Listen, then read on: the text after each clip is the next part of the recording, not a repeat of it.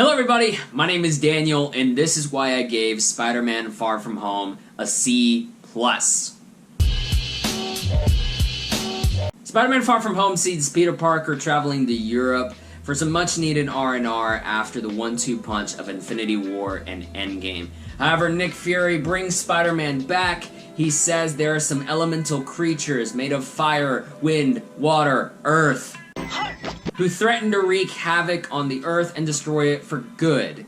But Spider-Man's not alone. He is helped by an extra-dimensional fishbowl-wearing guy named Mysterio. He said that on his planet, the elementals came and destroyed everything, so he's here to help us with ours. So Spider-Man and Mysterio have to team up, take these villains down, but Peter Parker wants to date MJ, and he wants to hang out with his friends, and he wants to be a normal teenager. So there is that push and pull, that classic Spider-Man push and pull of being an ordinary teenager and an extraordinary superhero. When I left the film, I was buzzing over it. I really enjoyed it. And somehow, over the last couple of days, the more I've been thinking about it, this one kind of soured for me. And it really shot it down from being one of my top 10 MCU movies to floating somewhere in the middle. To mimic my experience of leaving on a high and ending up at a low, let's talk about the positives. Mainly the cast.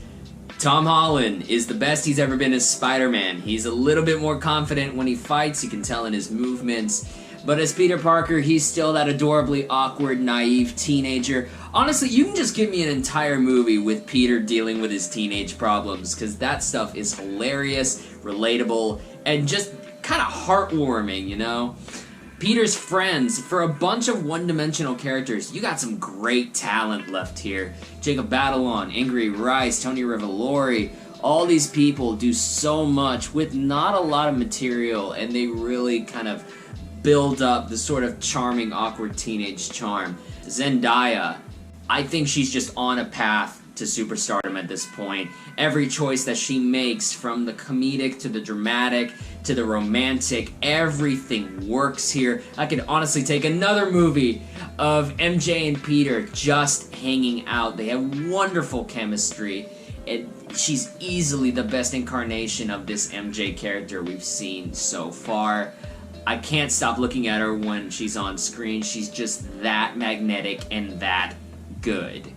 And now we go to the most bizarre element of this casting, which is legendary indie weirdo Jake Gyllenhaal, who you could argue is maybe too good for this movie. Jake Gyllenhaal, honestly, he starts out kind of stiff at first.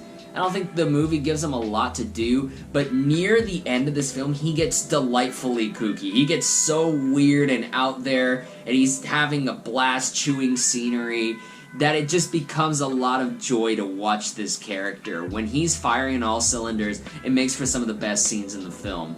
The Spider-Man movies have 3 of the best action set pieces in superhero films. There's the train fight with Doc Ock from Spider-Man 2, Miles dragging Peter B. Parker through New York and into the Spider-Verse. And here, there is a fight in the 3rd act that is so trippy, and it's so inventive, and it feels so much like pulled from a comic book, just seeping in those colors and that framing, that it just is a feast for the eyes. It is so cool to watch this. But now, this is where I start to kind of spiral downward, and I'm really focused here on the Nick Fury, Maria Hill element. They just seem out of place. And the more I think about the movie, the more I think that you could have developed this story without putting them in at all. What it does is just increase this weird pressure on Peter Parker that I don't think needs to be there. You're fighting the elementals. Nick Fury says that he has to step up and try to fight these things, but how are you gonna web up lava? Or wind? Or water? What in the world is Spider-Man going to do that can really help Mysterio? They use him as a scout at one point in the movie, but it's a giant lava monster. You don't really need to scout for the thing. I don't know, just this kind of insane focus on Spider-Man needs to be part of this fight. I don't think it's Spider-Man's fight to have. And especially when Nick Fury is putting people in danger, isn't the whole point of being a superhero to save people?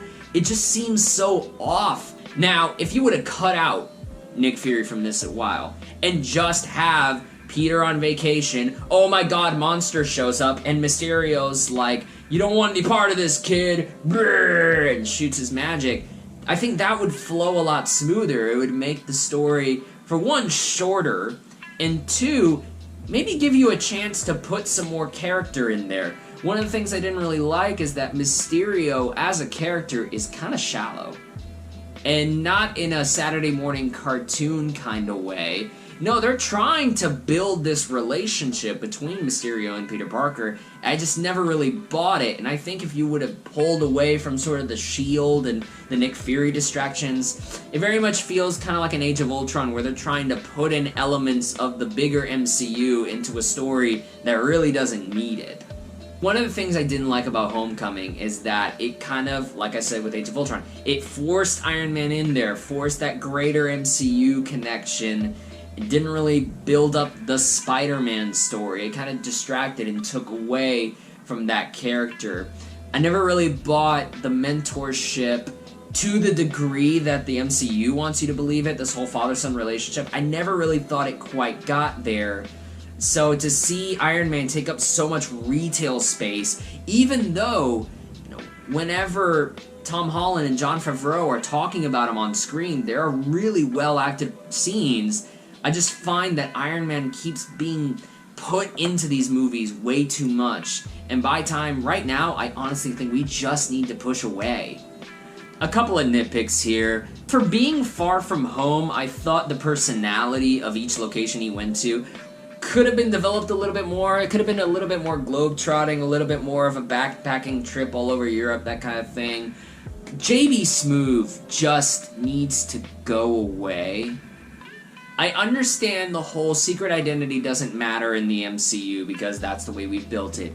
But by God, this boy who cares about his secret identity has to quit taking off his mask at every damn opportunity he gets. With how many people just stumble into rooms and figure out things? Like, come on, man, keep the mask on.